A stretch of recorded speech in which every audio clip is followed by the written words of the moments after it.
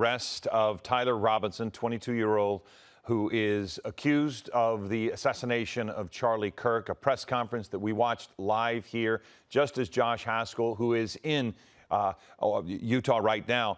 The press conference began with the governor, Spencer Cox, saying, "We got him." Josh Haskell joins us now again. And Josh, you were listening to this. One of the things that jumped off the page for me as far as the investigation, which is what we are learning today, is that no additional suspects are being sought. And I say that jumps out at me because they were looking at messages from Robinson to his roommate explaining that he had to retrieve a gun. In many cases, and I think this needs to be mentioned to people who are watching us now, in many cases that might seem a conspiracy, but they are really going out of their way to make sure everyone understands that Robinson is the lone suspect in this. That's correct, Philip, and I've seen just within the last few minutes some new reporting from ABC News, speaking with some friends, classmates who knew Tyler Robinson, saying that they are shocked by this, that he was a nice person, really kept to himself, a little reserved, but really would not talk too much about politics. But we did learn that he had told, sounded like family members at a dinner recently, that he was aware that Charlie Kirk was coming here to this campus where I am right now in Orem, Utah. I want to give a few more details what we have learned about Robinson. We know that 22 years old, taken into custody last night, about 4 hours from where I am right now. He lives with his family in Washington County, Utah, taken into custody around 10 p.m. This is what we're learning, that his father played a critical role in his arrest, Philip. We're learning that his father convinced his son to turn himself in, that Robinson initially said no, but changed his mind. His father called a youth pastor who was also a U.S. Marshals Task Force officer. The task force officer advised him to have his son stay in place. The U.S. Marshals took him into custody and then contacted the FBI. I also want to highlight that towards the tail end of that press conference, very powerful words from Utah's governor, Spencer Cox, reflecting on this situation, saying that this is a watershed moment for our country where we will make a decision whether we will escalate things or find an off-ramp. That remains to be seen. He also said that there is just one person responsible for the death of Charlie Kirk, and that is Tyler Robinson. Philip? Well, also, Josh, I do want to point out, I thought the Utah governor was very direct, not only in the information he released very early on, but then his personal revelations late. I was struck by the comment where he said, this is either the end of a dark chapter or the beginning of a darker one, and that we have to make a choice on that.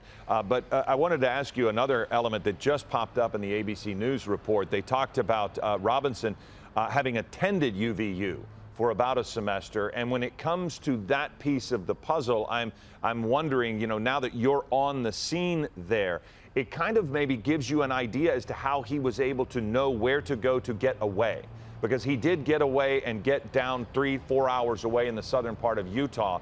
And whether he attended the university for a long period of time or just that semester, it does give him a familiarity with that area. Yeah, that's correct. We know that he arrived on campus early Wednesday morning between 8 a.m., 8:30 in the morning. The shooting happened around noon. And he obviously, because he had told people, was aware that Charlie Kirk was coming to campus. He had also said something to family members about Kirk being filled with hate. It sounded like his distaste. I also thought that some of those revelations about what was found on some of the bullets and some of the different cartridges, one of them read, quote, "catch fascist," the governor talking about that.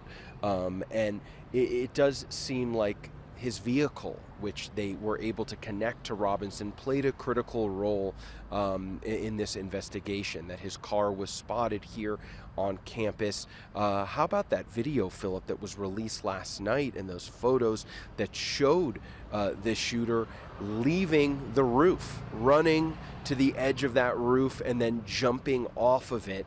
It does seem like this investigation moved very, very fast with all those new photos and videos. Authorities really felt like someone was going to recognize Robinson. That clearly did happen. And Josh, not only that, but they gave the detail of the fact that he changed clothes before leaving the roof and escaping. They also mentioned the weapon, which is a .30-06 with a scope. That was what they talked about. And for people who aren't familiar with weapons, that is generally speaking a hunting rifle.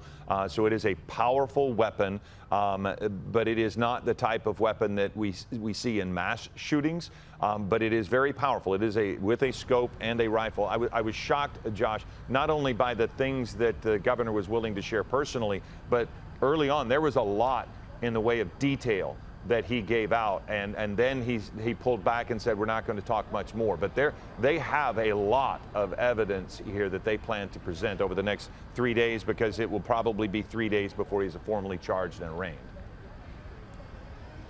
Yeah, those communications, it sounded like communications that Tyler Robinson had with friends on that chat group, Discord, that investigators were able to interview that friend, have him pull up those messages, and then take photos of them, those messages talking about the gun that you just mentioned, talking a little bit about this plot, not too specifically, but I also want to mention that this happened at 10 p.m. last night, again, 4 hours from here.